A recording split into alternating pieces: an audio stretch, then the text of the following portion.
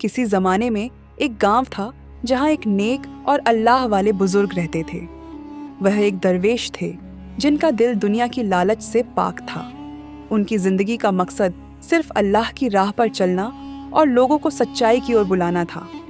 उनके चेहरे से नूर झलकता, उनकी जुबान से निकलने वाले लफ्जों में मिठास होती।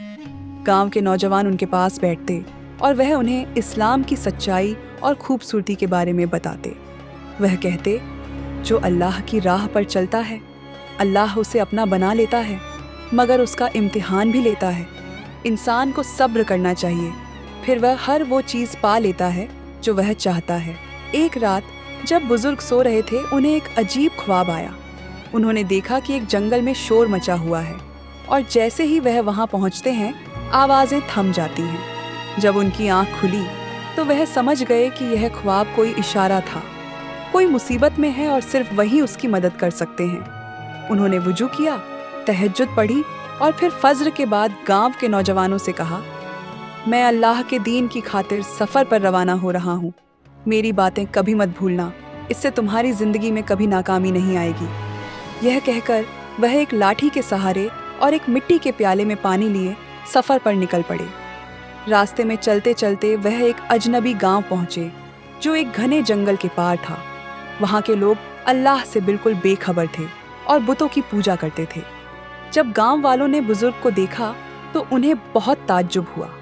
उनके कपड़े, उनका चेहरा और उनकी हरकतें, सब कुछ अलग था। बुजुर्ग जैसे ही नमाज पढ़ने लगे, गांव के लोग उनके पास आकर बोले, कौन हो तुम? मगर बुजुर्ग अपनी इबादत में मशगूल रहे। यह देख लोग गुस्से में कहने लगे, हम इतनी बार पूछ चुके हैं मगर यह हमारी बात नहीं सुन रहा। जब बुजुर्ग ने नमाज खत्म की तो उन्होंने सलाम किया, लेकिन गांव वालों को इसका मतलब नहीं पता था।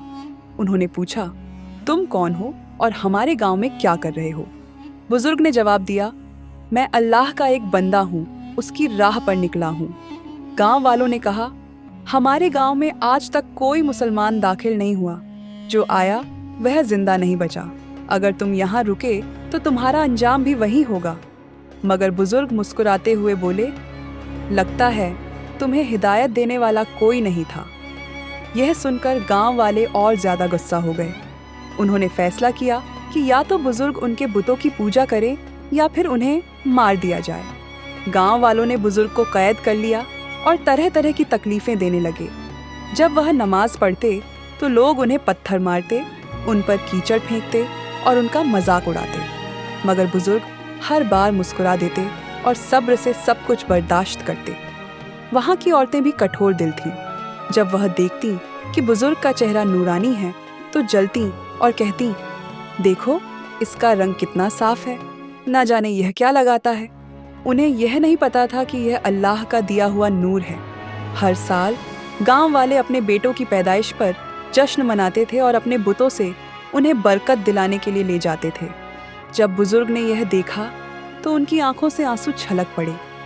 गांव वालों ने उन्हें रोते हुए देखा और बोले, तुम हमेशा मुस्कुराते रहते थे, अब क्यों रो रहे हो? बुजुर्ग ने कहा, अगर मैं बताऊं तो तुम यकीन नहीं करोगे। यह कहकर वह एक पेड़ के नीचे चले गए और अल्लाह से दुआ करने लगे, ऐ अल्लाह, यह तेरे गाफिल बंदे हैं, इनके दिलों से गुमराही का पर्दा हटा दे। उसी रात गांव में अचानक एक शेर घुस आया। लोग डर के मारे इधर उधर भागने लगे। शेर ने एक छोटे बच्चे को पकड़ लिया और उसकी मां चीखने लगी। गांव के लोग बुतों के आगे माथा टेकने लगे, मगर कुछ भी नहीं हुआ। तभी किसी ने कहा, वो मुसलमान बुजुर्ग हमारे गांव में हैं, शायद वही कुछ कर सकें। गांव वाले भागकर बुजुर्ग के पास आए और गिड़गिड़ाने लगे, अगर तुम्हारा अल्लाह सच्चा है तो हमारे बच्चे को बचाओ। बुजुर्ग खड़े हुए, अपना लकड़ी का सोंटा उठाया और अल्लाह का नाम लेकर शेर की तरफ बढ़े। उन्होंने शेर को देखते हुए कहा, अगर तू अल्लाह का हुक्म मानता है तो इस बच्चे को छोड़ दे। शेर ने फौरन बच्चा छोड़ दिया और जंगल की तरफ भाग गया।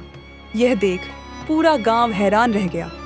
यह मंजर देखकर गांव वालों की आंखें खुल गईं। उन्होंने बुजुर्ग के कदमों में गिरकर कहा, हमें बताओ, हम किसे अपना खुदा माने? बुजुर्ग ने कहा, सिर्फ एक अल्लाह को, जो पूरी कायनात का मालिक है।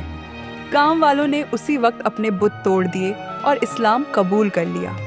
بزرگ کی محنت رنگ لائی اور ایک پورا گاؤں ہدایت پا گیا۔